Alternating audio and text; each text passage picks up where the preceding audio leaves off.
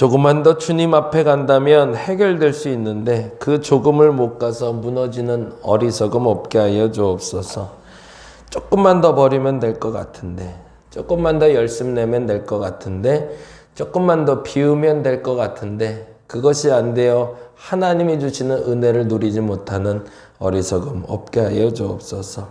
내 생에 가장 소중한 것이 무엇인지를 분명하게 하게 하여 주옵시고 그 분명한 가장 소중한 것을 붙들 때 나머지의 것들도 채워짐을 믿고 주님을 의지하고 나가는 저들 되게 하여 주시옵소서. 한 주를 살며 어려운 일들과 행복한 일들과 그 중심이 언제나 벗어나지 말게 하여 주시사 감정에 치우치거나 이성에 치우쳐서 하나님의 뜻을 잘못 분별하는 어리석음 없게 하여 주옵시며 하나님 보시기에 온전한 분별력으로 오늘을 살아가게 하여 주시옵소서. 조금만 더 하나님께 가까이 가게 하여 주옵시고 그래서 하나님의 은혜 강에 들어가게 하여 주시옵소서. 감사합니다. 고마우신 예수님 이름으로 기도드렸습니다. 아멘, 아멘. 오늘은 열왕기상 6장 10절에서 13절 보겠습니다. 6장 10절에서 13절까지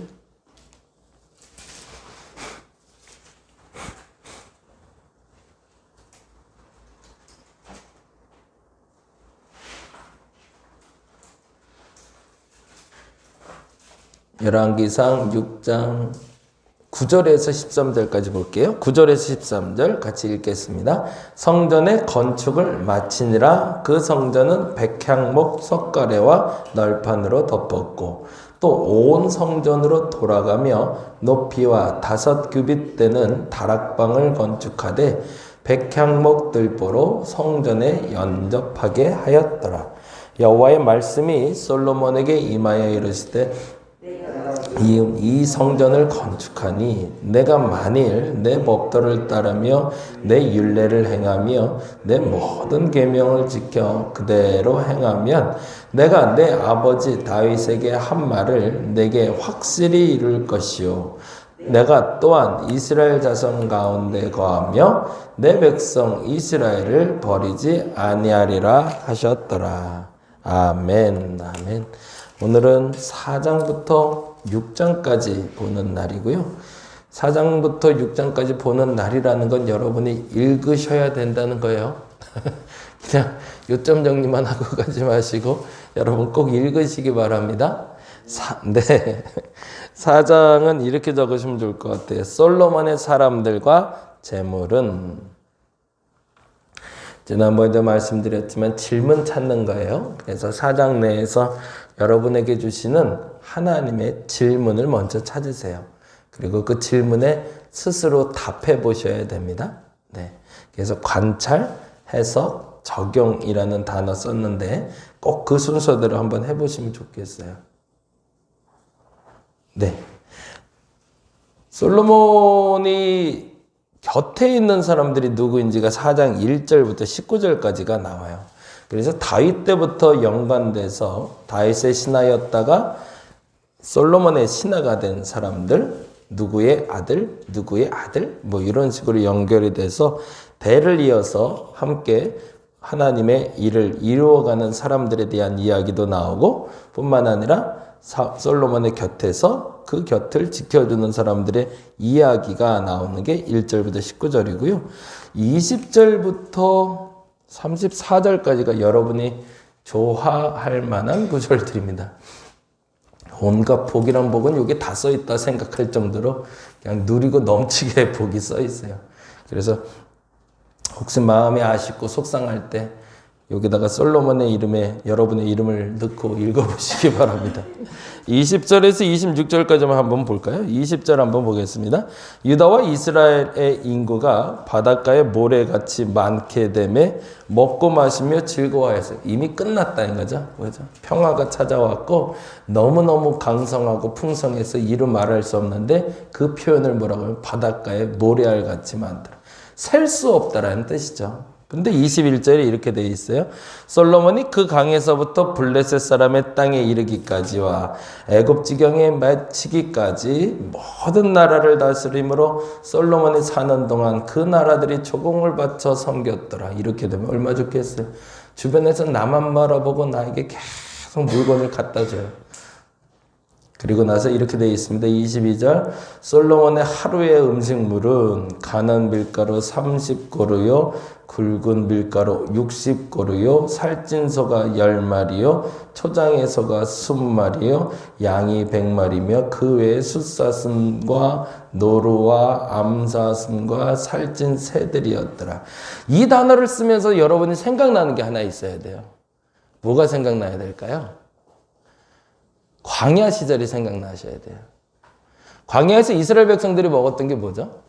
만나와 메추라기잖아요. 지금 솔로몬이 먹는 게 뭐예요? 밀가루 음식과 고기예요. 근데 그 비교가 어떻게 되냐는 거예요. 사실은 그걸 얘기하고 있거든요. 하나님의 복을 받은 사람이 어떻게 변하는지 바라는 거예요. 예전에 은혜로 물론 만나를 먹었던 게 은혜가 아니라는 건 아니에요. 그 거친 음식을 먹으며 너희들이 40년 광야 생활을 지나 내 품으로 들어왔을 때 너희들에게 복 줄 때 이렇게 복 주겠다는 거예요. 만나만 먹었는데 40년 동안 만나만 먹었던 이스라엘 백성들이 솔로몬의 하루의 음식이 이렇대요. 만나도 하루에 내렸던 거잖아요. 근데 이 하루에 얼마큼 있느냐면 밀가루가 30고루에 굵은 밀가루가 60고루. 고루가 무슨 말인지 몰라도 어마어마한 양이라는 건 알겠죠.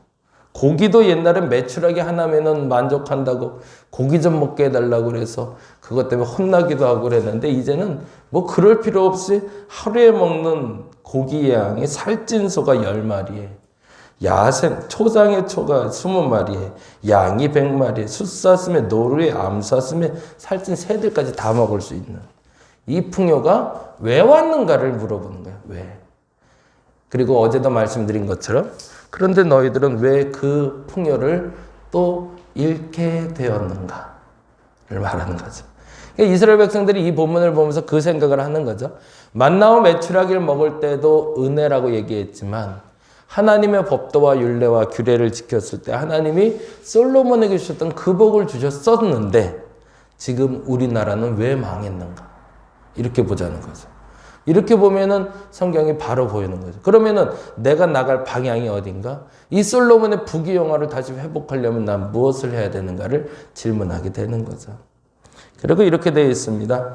24절 솔로몬이 그강 건너편의 딤사에서부터 가사까지 모두 그강 건너편의 왕을 모두 다심으로 그의 사방에 둘린 민족과 뭐 한대요? 평화를 누렸대. 거기다도 동그라미 해놓을게요. 지금 20절부터 24절을 읽으면서 우리가 읽어내야 되는 건 애굽 시대를 읽어내야 돼요. 그래서 애굽 시대에 그 시대를 끝내고 나서 이 사람들이 어떤 일을 벌어지고 있는지. 그래서 사실은 6장 1절에 이렇게 돼 있거든요. 6장 1절에 굳이 이 시기부터 시작을 해요. 6장 1절 볼까요? 이스라엘 자손이 애굽 땅에서 나온 지 480년이라는 단어를 굳이 써요. 왜 이 단어가 써졌을까라는 거죠. 하나님의 은혜로 시작된 이스라엘인데 그래서 그렇게 부귀영화를 누리게 하셨는데 근데 너희는 어찌하여 나라가 망하였는가 이렇게 읽으라는 거예요. 무슨 얘기가 읽어지시죠? 그리고 그때 너희에게 찾아온 게 평화였던 걸 기억해라. 그리고 나서 또 좋은 단어는 또 한 번 또 읽고 가야 좋으니까 29절 볼까요? 29절 같이 읽겠습니다. 4장 29절 읽겠습니다. 하나님이 솔로몬에게 지혜와 총명을 심히 많이 주시고 또 넓은 마음을 주시되 바닷가에 모래같이 하시니 이렇게 되시기 바랍니다. 그러니까 이럴 때 마음이 울적할 때는 여기다가 솔로몬의 여러분 이름 넣으시면 된다니까요. 네, 그래서 아까 읽었던 그 솔로몬 넣으시고 모든 사람들이 내게 조공 바치고 그 부귀영화가 넘치고 하루의 양식이 이만큼이고 그래서 아멘 하나님 나도 이렇게 될 줄로 믿습니다. 이건 솔로몬만 그런 게 아니라 나도 그렇게 될 수 있다는 거죠. 그렇죠? 어떻게 하면? 그 얘기 이제 계속합니다. 29절 다시 한번 읽어봅니다. 하나님이 거기다 동그라미 쳐주세요. 결국은 그 중심에 누가 있는가? 하나님 아닌가? 하나님이 솔로몬에게 지혜와 총명을 심히 많이 주시고 또 넓은 마음을 주시되 바닷가에 모래 같게 하시니 어떻게 됐대요? 30절에 솔로몬의 지혜가 동쪽 모든 사람의 지혜와 애굽의 모든 지혜보다 뛰어난지라. 그래서 31절 그의 모든 사람보다 지혜로워서 예스라 사람 예단과 마올의 아들 헤만과 갈골과 다르다보다 나음으로 그의 이름이 사방 모든 나라에 들렸더라. 이런 복 누리시기 바랍니다. 뭐 남의 얘기니까 그렇죠? 내 평생에 이렇게 되겠어? 뭐 그럴 수도 있고 안 될 수도 있고. 근데 왜 누구는 이 복을 누릴 수 있고 왜 우리는 못 누리냐고 질문할 수 있어야 되는 거죠. 도대체 뭐가 다른 걸까? 이들이 이 복을 누렸을 땐 뭐가 있었던 걸까? 그걸 보라는 게 사실은 지금 4장의 이야기가 됩니다. 그래서 4장에 솔로몬의 사람들과 솔로몬의 재물은 해놓고서 이렇게 한번 읽어보시면 더 풍성해질 것 같고요. 5장은 이렇게 적으시면 좋을 것 같아요. 히람이 베푼 은혜는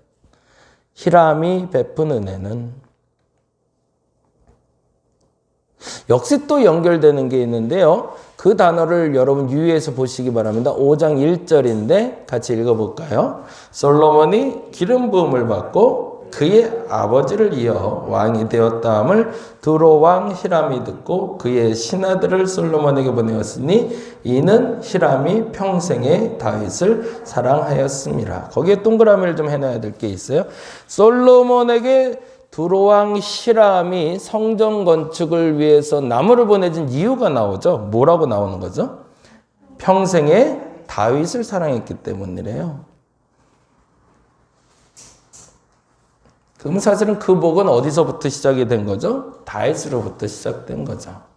다윗으로부터 시작되었으나 그 복을 누리는 건 솔로몬이다. 이렇게 끝나면 안 되고 그러면 그 다음엔 뭐 해야 되는 거죠? 다윗으로부터 시작되어 솔로몬으로 연결되어 라고 가야 되는 게 맞는 거죠. 근데 그것을 못 해낸 거죠. 어찌됐든 히람을 통해서 풍성한 은혜를 입게 됩니다. 그래서 성전을 지을 수 있는 수많은 제목들이 들어오는 장면, 그리고 그때 당시에 일꾼들이 얼마나 많은지를 표현하고 있어요. 그게 13절부터 16절인데 이렇게 되어 있거든요. 13절부터 16절 읽어볼까요? 이에 솔로몬 왕이 온 이스라엘 가운데 역군을 불러일으키는 거예요. 동그라미에 있어요. 역군을 불러일으키니. 사실은 이게 또 이스라엘을 갈라놓는 계기가 됩니다.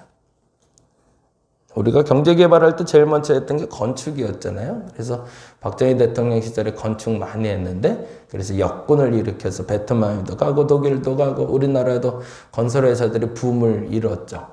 그때까지는 좋았죠. 근데 거기서 문제가 시작됐더라라고 얘기하는데 역군을 불러일으키는 그 역군의 수가 몇 만이래요? 3만이었고 14절 보니 솔로몬이 그들을 한 달에 10,000명씩 번갈아 레바논에 보내매 그들이 한 달은 레바논에 있고 2달은 집에 있으며 아도니람은 감독이 되었고 이렇게 했는데 문제는 지금 이 단어가 굉장히 중요한 게 한 달에 10,000명씩 번갈아 보냈다는 건 뭐예요? 쉼을 줬다는 거죠.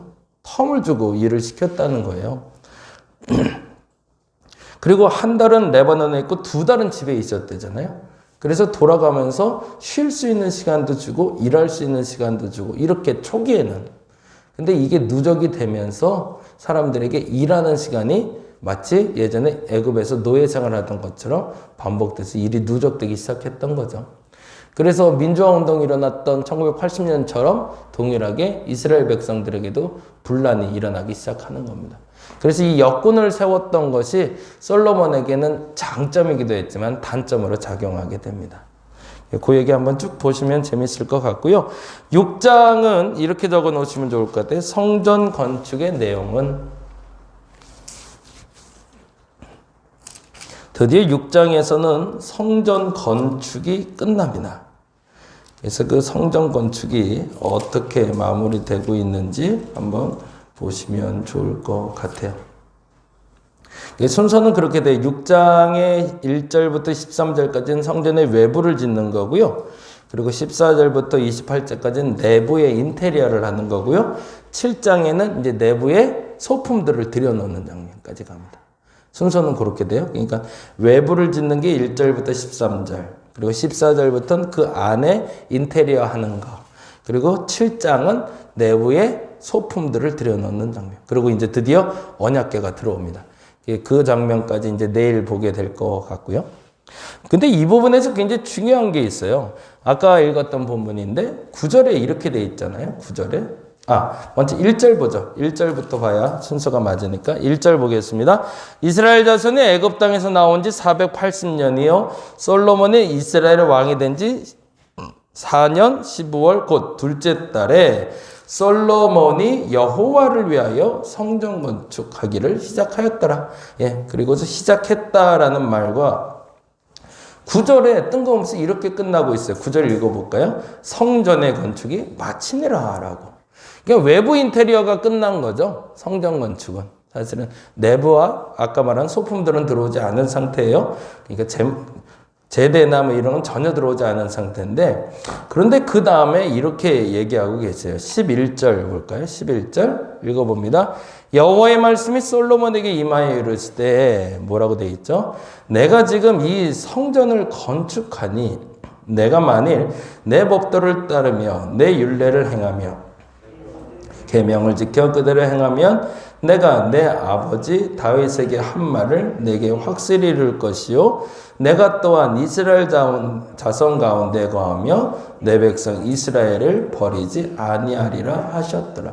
참 재미난 건 왜 외부 인테리어하고 그리고 내부 인테리어 외부를 짓고 내부를 짓는 그 사이에 이 단어가 들어갔을 거라는 거죠. 외부 공사가 다 끝나자마자 부르신 거예요. 하나님이. 총 공사 담당관이 부르신 거죠. 외부를 딱 보니까 이거 사단 내게 생긴 거죠. 왜 그랬을까요? 너무 화려한 거예요. 쟤들 이러다 사단 내겠다. 뭐가 우상이 되는 거예요? 성전이 우상이 되겠다. 그래서 부르신 거죠. 잠깐 와봐라. 잘 지었어. 잘 지었는데 근데 문제가 있다. 외적으로 꾸미는 게 중요한 게 아니라 뭐 하는 게 중요하다? 네 마음에 성전을 짓는 게 중요하다. 너 지금 잘 생각해라. 이 성전이 은혜가 아니야. 이 성전을 짓는데 이 성전 안에 뭐가 들어가 있어야 되냐면 내 마음이 들어가 있어야 돼. 그 마음이 뭐냐면 내 율례와 계명과 규례를 지킬 수 있어야 돼. 그게 첫째야 라고 얘기하신. 그리고 다짐받고 인테리어 공사 들어갑니다. 성전 건축하다가 시험 드는 교회들이 많아요. 왜 그럴까요? 하다 보니까 하나님보다 돈이 자꾸 앞서게 되는 거죠. 그것처럼 나쁜 건 없는데.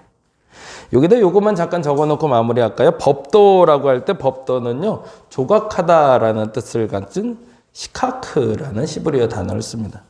법도는 조각하다. 마음에 새겨놓다라는 뜻이고요. 율례는 조금 다른 의미로 쓰여요. 미슈파트라는 히브리어 단어를 쓰는데 재판하다라는 뜻을 갖고 있습니다. 그리고 마지막 계명이라고 얘기할 때 미츠다라는 다른 단어를 쓰는데 명령하다라는 뜻을 갖고 있어요.